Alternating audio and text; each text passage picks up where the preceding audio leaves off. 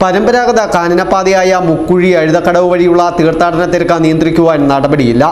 വനംവകുപ്പ് തീർത്ഥാടകർക്ക് നൽകി വന്നിരുന്ന പാസ് ഹൈക്കോടതി ഇടപെട്ട് നിർത്തലാക്കിയ വിവരം അറിയാതെ ഭക്തർ എത്തുന്നത് ഒഴിവാക്കുവാൻ ബന്ധപ്പെട്ട വകുപ്പുകൾക്ക് ആകുന്നില്ല. വലിയ തിരക്കിൽ വലഞ്ഞ തീർത്ഥാടകരും സുരക്ഷാ ഉദ്യോഗസ്ഥരും.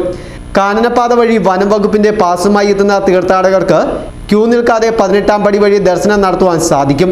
ഈ കഴിഞ്ഞ ബുധനാഴ്ച ഹൈക്കോടതി ഇടപെട്ട് പാസ് കൊടുക്കുന്നത് നിർത്തലാക്കി. ഇതിനുശേഷം ഇതുവഴി എത്തുന്ന തീർത്ഥാടകർ പ്രതിഷേധിച്ചിരുന്നു. പാസ് നിർത്തലാക്കിയ വിവരം അറിയാതെ ഇതര സംസ്ഥാനങ്ങളിൽ നിന്നുള്ള തീർത്ഥാടകർ അടക്കമാണ് ഇതുവഴി എത്തുന്നത്. സാധാരണ ദിവസങ്ങളിൽ 5000-ഓളം തീർത്ഥാടകരാണ് ഇതുവഴി കടന്നു പോകുന്നത്. എന്നാൽ കഴിഞ്ഞ കുറച്ച് ദിവസങ്ങളിലായി തീർത്ഥാടകരുടെ എണ്ണം 20,000-ന് മുകളിലെത്തുന്നതായാണ് പറയപ്പെടുന്നത്. നിലവിൽ കുറച്ച് പോലീസ് ഉദ്യോഗസ്ഥരെ മാത്രമാണ് ഇവിടെ നിയോഗിച്ചിട്ടുള്ളത്. ഇത് തിരക്ക് നിയന്ത്രിക്കുന്നതിന് അപര്യാപ്തവുമാണ്. തീർത്ഥാടകരുടെ എണ്ണം വർദ്ധിച്ചത് പല രീതിയിലുള്ള പ്രശ്നങ്ങൾ ഉണ്ടാക്കുന്നുണ്ട്. മതിയായ ശൗചാലയ സൗകര്യങ്ങളോ മറ്റ് അടിസ്ഥാന സൗകര്യങ്ങളോ ഇവിടെ അധികാരികൾ ഒരുക്കിയിട്ടില്ല. പ്ലാസ്റ്റിക് അടക്കമുള്ള മാലിന്യങ്ങൾ ശേഖരിക്കുന്നതിന് സംവിധാനങ്ങളുമില്ല. എഴുതക്കടവിൽ നിന്നും കുത്തനെയുള്ള കയറ്റത്തെക്കുറിച്ചും മുൻധാരണ പല തീർത്ഥാടകർക്കും ഇല്ല. ഇത് അപകടങ്ങൾക്ക് ഇടയാക്കുമെന്നും ആശങ്കയുണ്ട്.